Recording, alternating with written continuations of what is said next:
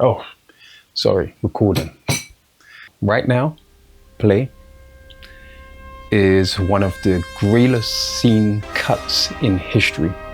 We go from one frame to the next and the evolution of millions of years. And it's all done with no dialogue and no exposition. It's what you call visual storytelling 101. In today's video, we look at scene transitions and some of the greatest in cinema history. We're going to take a look and transition to the next part of this video. Yeah, sorry, I know it's a pun, but it was good. Hey, what's going on, guys? It's Dwayne Valentino here, your filmmaking friend. Over here on this channel, if you're new, we like to look at filmmaking broadly, but also go deep into some of the older films and forgotten films and things that we need to relearn. We're going to go through five of some of the greatest scene transitions. They didn't just help the film, they almost redefined filmmaking. So stick around and let's get into it. We should perhaps define what a scene transition is before we go any further. Scene transition isn't just a cut from one scene to the next.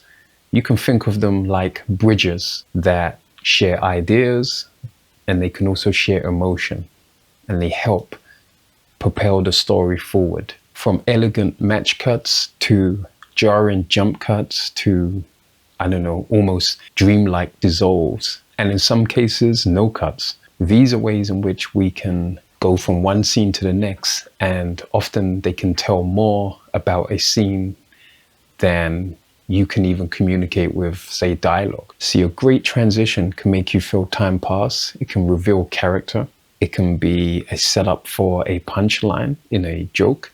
These are all ways in which we can bridge scenes and bridge moments in time. So we start with the match cut in Lawrence of Arabia. We go from Lawrence mentioning that he wants to go to the desert, and there's a match lit. That match then is extinguished, but we go from the darkness of his room to the brightness of the sun in the desert. And you have to say, what does this tell us symbolically? It tells us that he goes from his ambition to the reality of his ambition in this epic adventure, this broad landscape, all the things that make for a great adventure and all the things that obviously make you grow. We've also done it through the guise of a light and light from a match, and even a candle, you can say here as well. But those are symbolically linked to the human spirit. Psycho, The Drain and the Eye, Hitchcock. I mean, truly a legend of cinema and a master of tension. So what do we have? We have his brilliant and haunting dissolve in Psycho.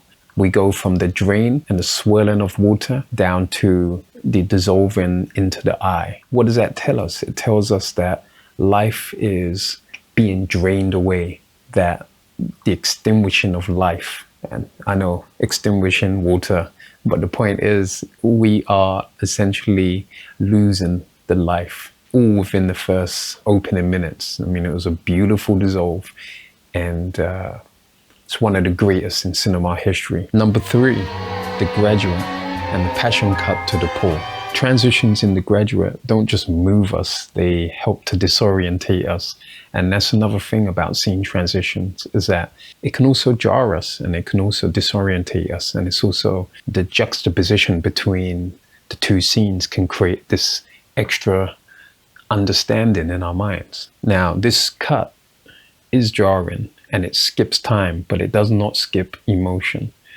What we are made to understand is that there's passion at first, and then there's something of an existential dread. Now, the rhythm of the cut mirrors the story if you think about it. You have disconnection, you have a sense of being lost.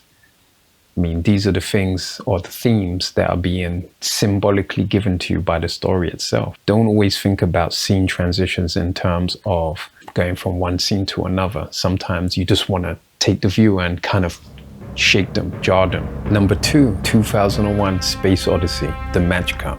Man, this has to be one of the greatest scene transitions in cinema, and it's often talked about. What do we have he somehow is able to collapse time within this one transition. That is to say, he goes from the basic starting of evolution and the introduction of this monolith and what it then does to human beings and how we evolve. So we go from that to the space satellite and then the spaceship, millions of years later. And it tells us everything we need to know. See, Kubrick decided he didn't need narration. He did not feel the need to fill it with some sort of voiceover, which was just a great decision. What we get is progress, power, and evolution all in second or two of the transition. It wasn't just clever. It was like a cosmic style of understanding. And number one, Birdman. And like I said, this order isn't about what's best. It's simply an order of 5 of the greatest. So we can put this here because it may be modern, but the whole entire film is done on the basis of no cuts. So behind the scenes, you may have the camera techniques being used. You have a lot of handheld, you have whip pans and zooms and such like. But there's an energy to it that's meant to mirror the energy of being on stage and the energy of doing a play. The audience, you're perceiving the play from the seats. So there's always this line between you and the stage. And because of that, in the environment that this film had, it was all about bringing the energy of doing this play to life. And so that's why Alejandro, if I said that right, sorry if I butchered it again,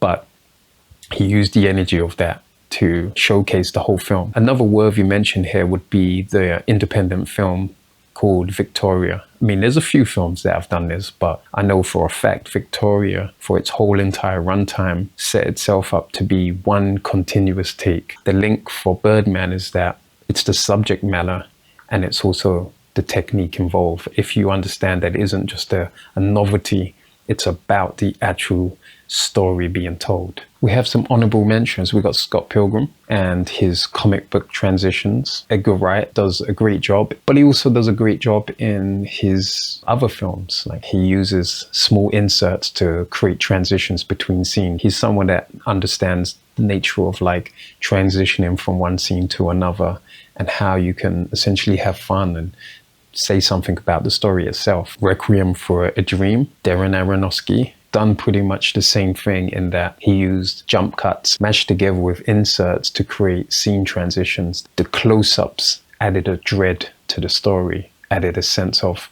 dire circumstance because we are focused on all of the horrible habits that these characters have. Eternal Sunshine of a Spotless Mind, all of the dream moments folding in on each other. I mean, there were some great scene transitions in those, something sort of worthwhile in the context of dreams and how you can remember pretty much the ending, but you can never remember where it started. And that's what these scenes and the transitions involved in that film kind of helped do really well. The healthy mention would be Star Wars and the scene wipes, something that we hadn't really seen before. I think what it done was give us this space operatic feeling. We wasn't just trying to be ultra realistic about, moving from one scene to the next. We understood that this had an adventure quality, a sort of almost comic book-like page-turning quality. Transitions aren't just technical. They are emotional. They shape how we feel a story, not just how we watch it. And so your use of transitions creates a lot more in the viewer's mind than you think. So use them well and use them wisely, because they're a great tool. In a world full of fast cuts and sometimes over editing, I mean, even on this platform, a great scene transition will stop time, if you will.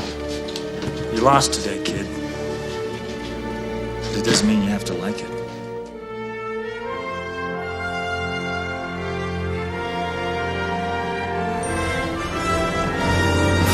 And make you think about what just happened. Or it will jar you into having this contrasting moment or this juxtaposition between, what it's trying to tell me versus what this next scene is actually telling me. So did I miss something? I mean, when I'm creating these lists, it's sort of hard to be all-encompassing. So If you've got a scene transition that you really enjoyed and then that you think I missed, leave it in the comment section. Something I think that might be valuable now that you've watched this video, and something that I think you can also learn from, is how to start your movie.